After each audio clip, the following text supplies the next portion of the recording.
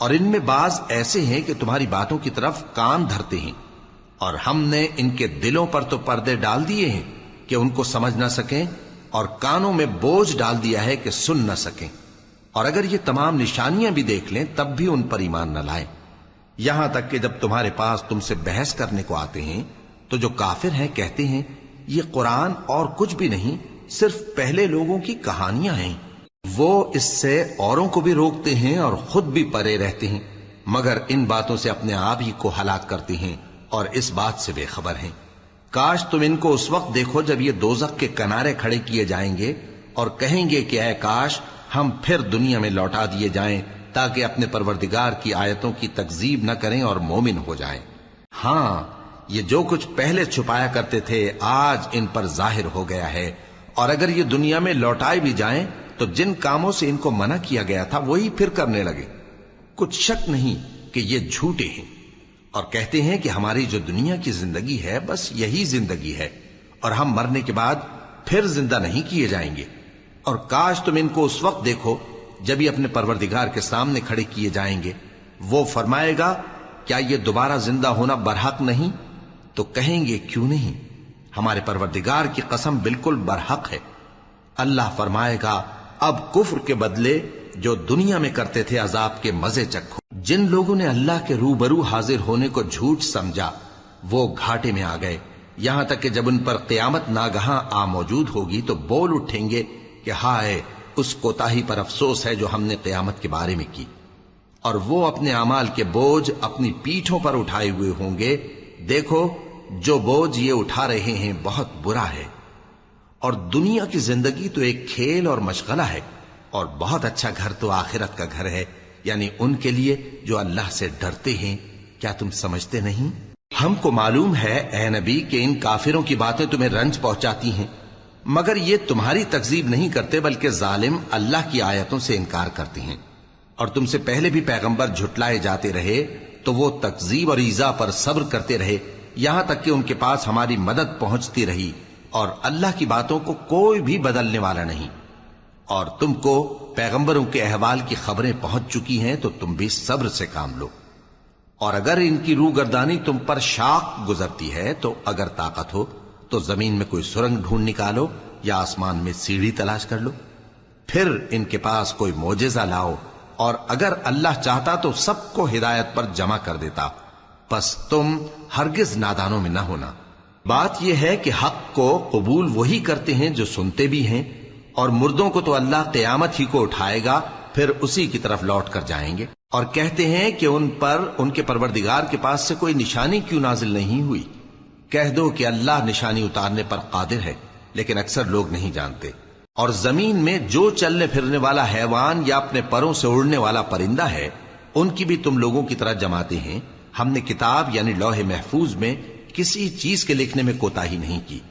پھر سب اپنے پروردگار کی طرف جمع کیے جائیں گے، اور جن لوگوں نے ہماری آیتوں کو جھٹلایا وہ بہرے اور گونگے ہیں، اس کے علاوہ اندھیروں میں پڑے ہوئے ہیں۔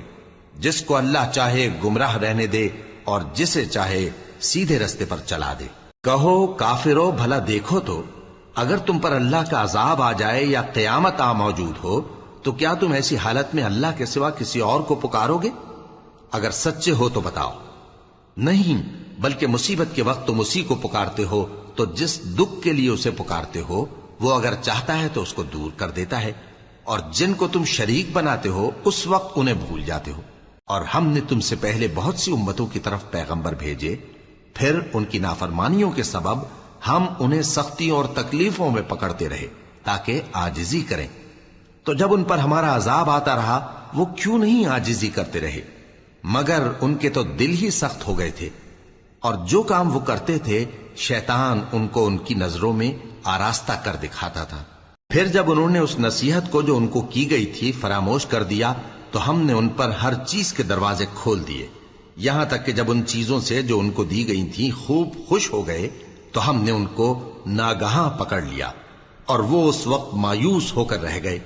غرض ظالم لوگوں کی جڑ کاٹ دی گئی، اور سب تعریف اللہ رب العالمین ہی کے لیے ہے۔ ان کافروں سے کہو کہ بھلا دیکھو تو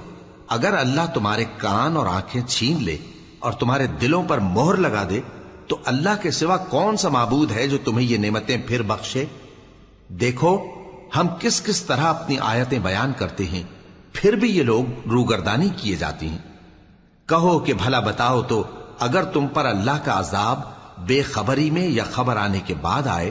تو کیا ظالم لوگوں کے سوا کوئی اور بھی ہلاک ہوگا؟ اور ہم جو پیغمبروں کو بھیجتے رہے ہیں تو خوشخبری سنانے اور ڈرانے کو،